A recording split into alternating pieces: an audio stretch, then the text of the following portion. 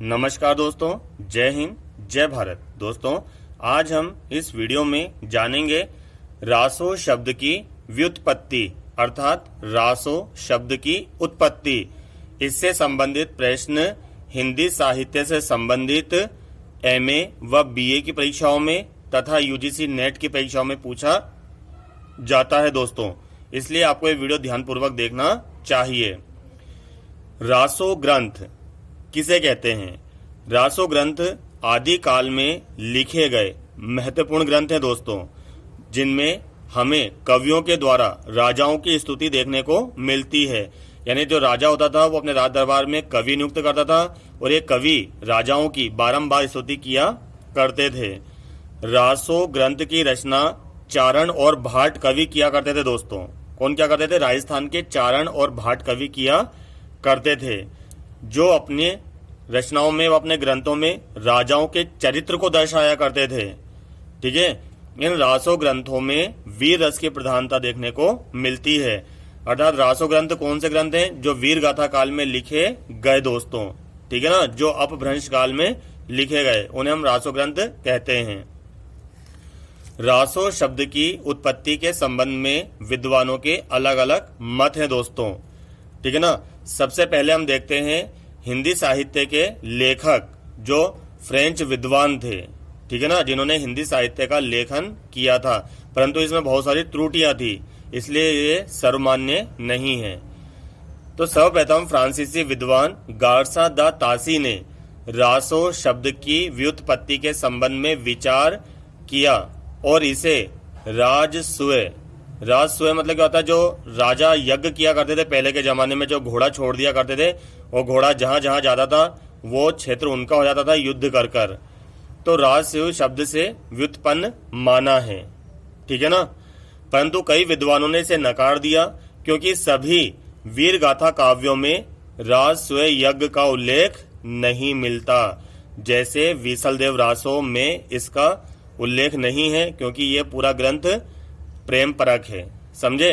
तो ये कई सारे विद्वानों ने इसको नकार दिया कि रासो शब्द की उत्पत्ति राजसूय यज्ञ से नहीं होती। समझे? अगला है डॉक्टर नरोत्तम स्वामी का कथन। इन्होंने कहा है रासो शब्द की उत्पत्ति राजस्थानी भाषा के रसिक शब्द से है, जिसका अर्थ है कथा काव्य। यानी कि डॉक्टर नरोत्तम स्वामी ने कहा है कि रासो शब्द राजस्थानी भाषा के एक रसिक शब्द से बना है, जिसका अर्थ है कथा काव्य। डॉक्टर नरोत्तम स्वामी के अनुसार कालांतर में सबसे पहले क्या था? ये रसिक शब्द था, फिर कालांतर के साथ बदला, ये रासो शब्द हो गया, फिर बाद में आकर क्या हो गया? रासो शब्द हो गया। परंतु विद्वानों ने इसे भी नकार दिया। अब आते हैं हिंदी साहित्य के सर्वमान्य लेखन कर्ता आचार्य रामचंद्र शुक्ल के अनुसार ने कहा है रासो शब्द का संबंध रसायन है। ठीक है ना, यानी कि आचार्य रामचंद्र शुक्ल ने रासो शब्द का संबंध रसायन से जोड़ दिया है दोस्तों। ठीक है ना, क्योंकि इनका कहना क्या था? विसलदेव रासो में बार बार रसायन शब्द आया है। क्या आया है? रसायन शब्द। तो ये रसायन शब्द ही आगे जाकर क्या बन गया? रासो शब्द बन गया। तो कुछ हद तक ये परिभाषा सही जान पड़ती है। रामचरितमानस में भी आपने सुना होगा, जब वीर की प्रशंसा होती है, राम रसायन तुम्हारे पासा, तो रसायन तो यानी कि राजाओं का एक अलग ही प्रकार का रसायन होता था। तो रसायन से आगे जाके शब्द क्या बन गया? रासो। लेकिन सर्वमान्य कथन आचार्य हजारी प्रसाद द्विवेदी का है। ठीक है ना, आचार्य हजारी प्रसाद द्विवेदी का मत सर्वाधिक लोकप्रिय है। उन्होंने संस्कृत के रासक शब्द से इसे उत्पन्न माना है। इन्होंने क्या कहा है? रासो शब्द संस्कृत के रासक शब्द से उत्पन्न हुआ है, जिसके अनुसार रासक एक छंद भी है और एक काव्य भेद भी है। तो आगे जाकर यही रासक शब्द क्या बन गया? रासो। और उन्होंने कहा है कि जिस तरह प्रकाश रूपक नाम देकर काव्य लिखे गए, जैसे कि आप जब आदिकाल के ग्रंथ देखोगे तो उनमें प्रथम प्रकाश यानी जो अध्याय होते हैं उनका नाम दिया गया है। जैसे कि रामचरितमानस में क्या है? प्रथम कांड, द्वितीय कांड, तृतीय कांड। तो इसमें आपको क्या देखने को मिलेगा? प्रथम प्रकाश, द्वितीय प्रकाश या फिर प्रथम रूपक, द्वितीय रूपक। तो उसे रासक नाम से भी पुकारा गया है। और रासक नाम लेकर प्रथम रासक, द्वितीय रासक, तृतीय रासक लेकर चरित काव्य लिखे गए। दूसरा क्या है दोस्तों, इनका कहना है अपभ्रंश में 29 मात्रा का एक रास या रासो छंद प्रचलित है। ठीक है ना, ये आचार्य हजारी प्रसाद द्विवेदी का कथन है।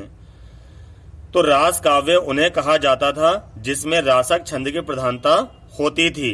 तो रास, रासक और रासो शब्द बना।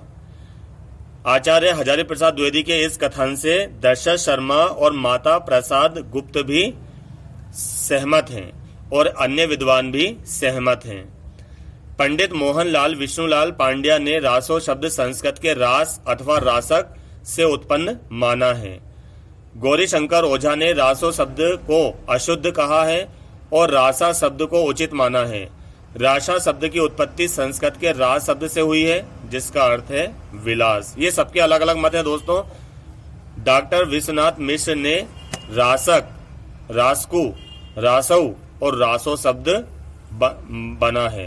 यानी कि सबसे पहले था ये रासक, फिर आया रासकु, फिर आया रासऊ और फिर अंत में आया रासो शब्द। इस प्रकार ये विश्वनाथ का कथन है। परंतु सबसे सर्वाधिक लोकप्रिय मत किसका है? आचार्य हजारी प्रसाद द्विवेदी का और फिर है आचार्य रामचंद्र शुक्ल का। अब सही विकल्प कैसे बनकर आएंगे कि रासो शब्द का संबंध रसायन से किसने जोड़ा है? हजारी प्रसाद द्विवेदी ने, नरोत्तम स्वामी ने, गासा दातासी ने या फिर आचार्य हजारी प्रसाद द्विवेदी ने। तो ये आचार्य रामचंद्र शुक्ल ने माना है ऐसा। ठीक है, यानी कि रासो शब्द रासक छंद से बना है ऐसा किसने कहा है? तो आचार्य हजारी प्रसाद द्विवेदी ने। ठीक है, उम्मीद है आज का वीडियो आपको अच्छा लगा होगा, पसंद भी आया होगा। धन्यवाद।